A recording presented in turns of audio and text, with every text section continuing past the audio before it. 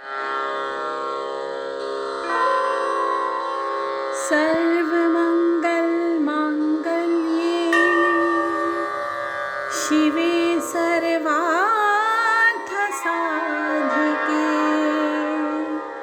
शरण्ये त्र्यम्बके गौरी नारायणी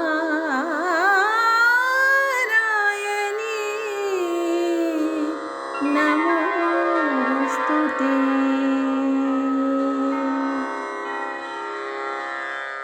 जय माँ इंद्राक्षी, जय अम्बे।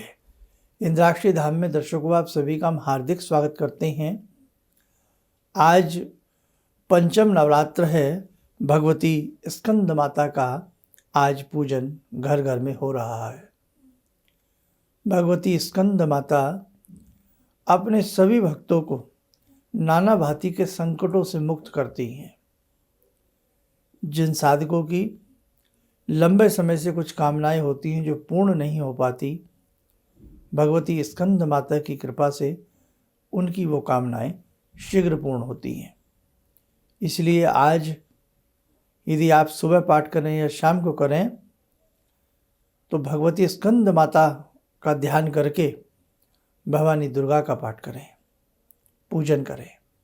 मतलब दुर्गा भवानी के ही समस्त ये रूप हैं।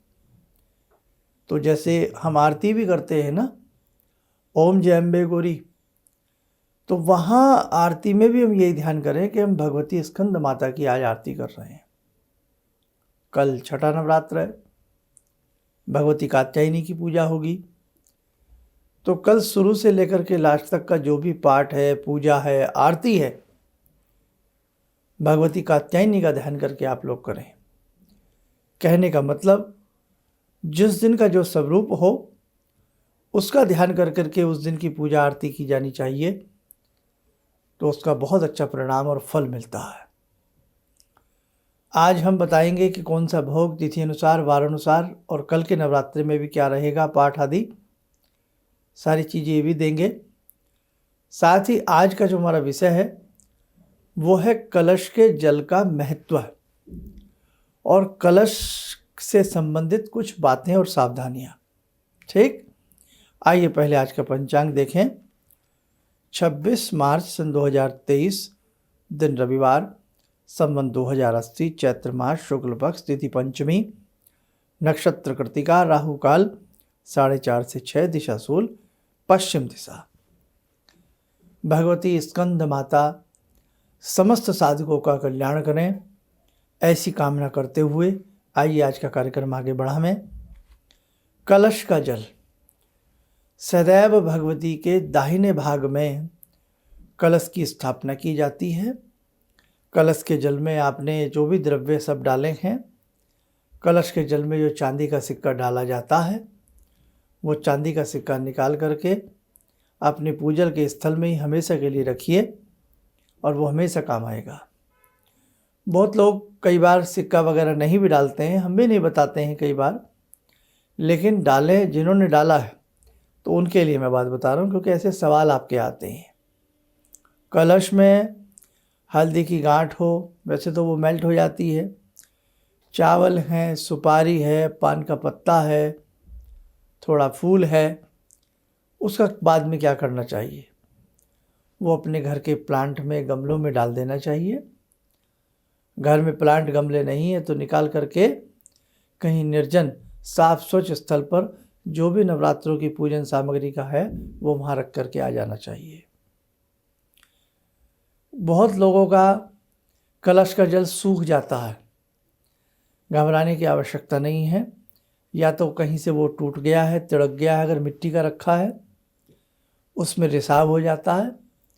अगर आपका कलश नवरात्रों के बीच में रिस जाए, टूट जाए, जल निकलने लगे, तो क्षमा प्रार्थना करके भगवती से निवेदन करके हमें पुनः कलश की स्थापना कर देनी चाहिए।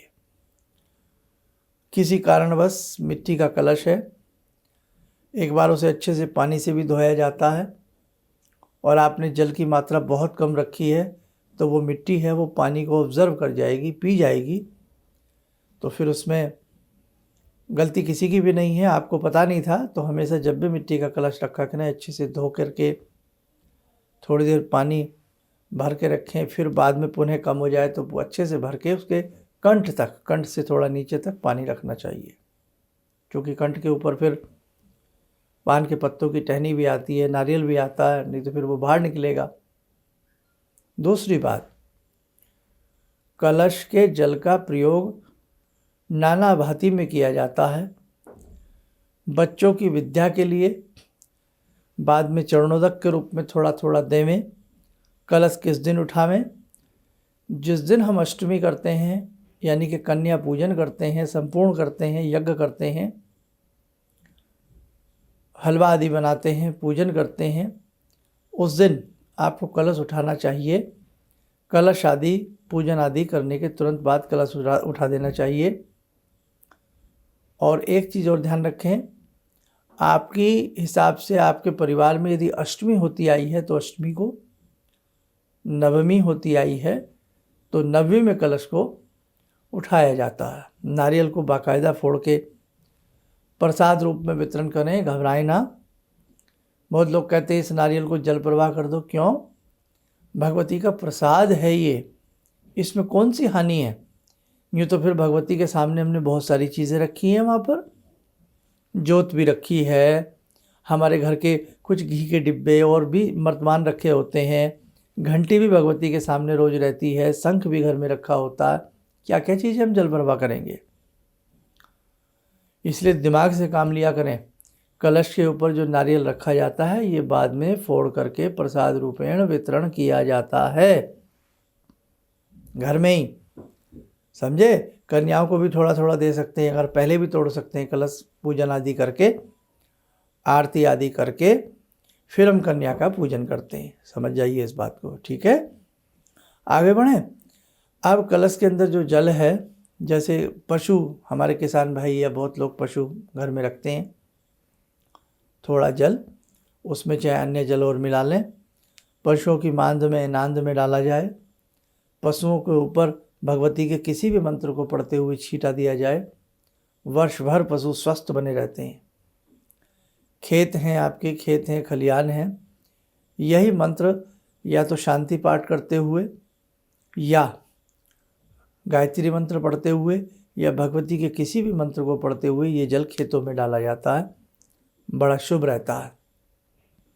यही जल भगवती का ध्यान करते हुए सभी के ऊपर प्रोक्षण किया जाए, छींटा दिया जाए, बहुत अच्छा रहता है। नया भवन है या जिस भवन में आप रह रहे हैं, लैट्रिन बाथरूम को छोड़ के सारे घर में इस जल का छींटा दिया जाता है, बहुत अच्छा रहता है। शांति पाठ आता है तो पढ़ लें, ओम धौ शांति अंतरिक्षद्वम शांति ही है, आता है तो पढ़ लें, नहीं तो वैसे ही ओम भूर्भुवः से बोल करके छींटा मार दें। भगवान सब एक हैं, ध्यान रखना। आपके घर में पवित्रीकरण हो जाएगा। जो रोगी हो, चाहे वो मानसिक रोगी है, शरीर से रोगी है, उस रोगी को भी इस कलश के जल का छींटा मारना चाहिए, या थोड़ा सा जल शीशी में भर के गंगा जल मिला करके रख लें, 11-21 दिन छींटा दे सकते हैं। इसके अलावा आपका कोई उद्योग है, चाहे आपकी कोई फैक्ट्री है, कार्यशाला है, स्कूल है आपका, कॉलेज है, इंस्टीट्यूट है, वहाँ पर भी आप छींटा दीजिए इस कलश के जल का। बहुत कलश के जल का महत्व होता है। ब्रह्मा विष्णु महेश का, समस्त देवताओं का कलश में निवास होता है। कलश कुंभ एक सागर की तरह है, इसे सागर भी कहा जाता है। आपने देखा ब्रह्मा जी शेषनाग की सैया लगा करके जल के अंदर सैया रहती है, तो आपने जो कलश का जल भर के रखा है उसमें समस्त देवी देवताओं का वास आ गया है। अब कलश का जब आप मंत्र पढ़ते हैं, जिन्हें पता है, उसमें ब्रह्मा विष्णु महेश का जिक्र भी आता है। कलशस्य मुखे विष्णु कंठे रुद्र समासित्र आता है ना। ऐसे ही दूसरी बात, कलश के जल को जो भर के रखा जाता है, इससे विघ्न भी नहीं होते हैं, मन स्थिर रहता है, बुद्धि स्थिर रहती है, शांत रहता है, आसुरी शक्तियाँ आपके पाठ के बीच में प्रवेश नहीं कर पाती हैं, हर तरह से जल जो है जीवन है, शांति का सूचक है। ठीक है, कलश के जल के अनेकों फायदे हैं, इसलिए किसी भी बड़े अनुष्ठान में, पूजन में हमेशा देवी देवता की दाहिनी ओर कलश भर करके जरूर रखा करें। और भी बातें समय समय पर बताते रहेंगे। आइए समय चला आज की ध्यानमाला में जुड़ते हैं भगवती स्कंद माता से।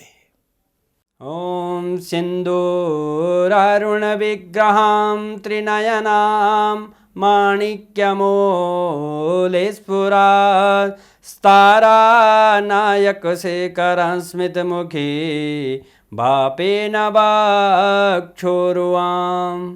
पाणिभ्यामलपूर्णरत्नचषकां रत्नोत्परां बिभ्रति सौम्यां रत्नघटस्थरक्तचरणां ध्यायेत्पराम् अम्बिकां खड्गं चक्रगदेषु चापपरिगान् शूलम्बुशुण्डिं शिरा शङ्खं संदधतीं करे स्त्रीनयनां सर्वाङ्गभूषावृतां नीलासमद्युतिमास्य पाददशकां सेवे महाकालिकां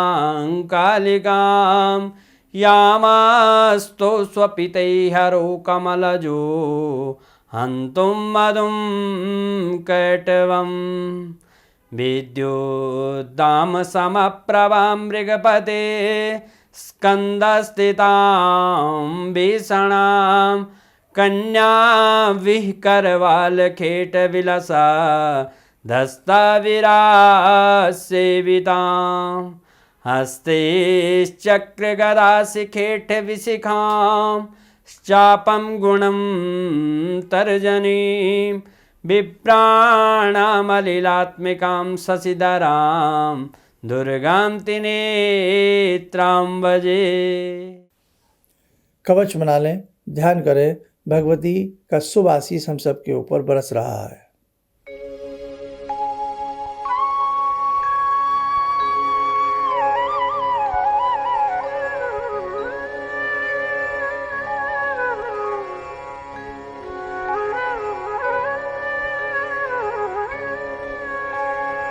ओम बोलते हुए नेत्र खोलें, सामान्य हो जाएं। आइए साधकों, आप जानें आज क्या भोग लगेगा, क्या पाठ लगेगा, कौन सा पाठ होगा, और कल भी क्या भोग लगेगा, क्या पाठ रहेगा, जान लीजिए। आइए देखें एक नज़र। पंचम नवरात्र है आज। पंचम नवरात्र का स्वरूप भोग व पाठ। स्वरूप भगवती स्कंद माता का आज के दिन पूजन किया जाता है।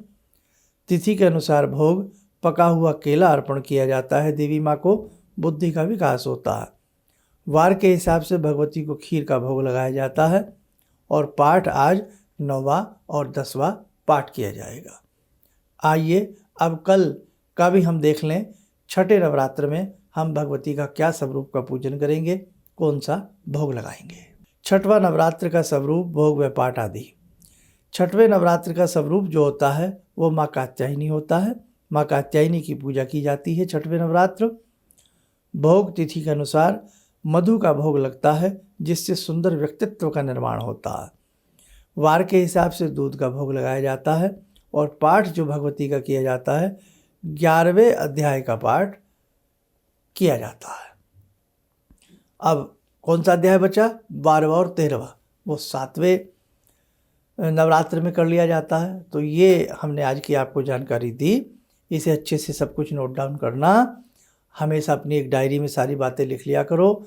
जो हम इस बता रहे हैं छठवें नवरात्र ये होगा, 7वें, वो हमेशा परमानेंट रहता है। ठीक है, आपके काम आएगा। आप अपने बच्चों को समझाइए और सबको बताइए। आप स्वस्थ रहें, सुखी रहें। इन्हीं शुभकामनाओं के साथ हम अपनी वाणी को विराम देते हैं। जय जय अम्बे। भगवान से जुड़ो, और भगवान को से जुड़ने का जरिया आपने बताया, बहुत अच्छा लगा, बहुत धन्यवाद। और सनातन धर्म को जिंदा रखने के लिए आप जो प्रयास कर रहे हैं वो बहुत सराहनीय है। हम लोग को मौका मिला है, हम लोग भाग्यशाली हैं जो आपके करीब आने का हम लोग को मौका मिला। किसी भी समस्या के समाधान के लिए मिले प्रसिद्ध हस्तरेखा एवं वास्तु विशेषज्ञ प्रोफेसर धर्मेंद्र शर्मा जी से। नोट: शिविर में भाग लेने हेतु एवं व्यक्तिगत रूप से मिलने के लिए कॉल करने का समय सुबह 10 बजे से शाम 6 बजे तक। हमारे विभिन्न ज्ञानवर्धक कार्यक्रम देखने के लिए आप हमें अभी सब्सक्राइब करें, बेल आइकन को प्रेस करें ताकि आप देख सकें हमारा कार्यक्रम सबसे पहले। और अधिक जानकारी के लिए फेसबुक पेज को लाइक करना न भूलें।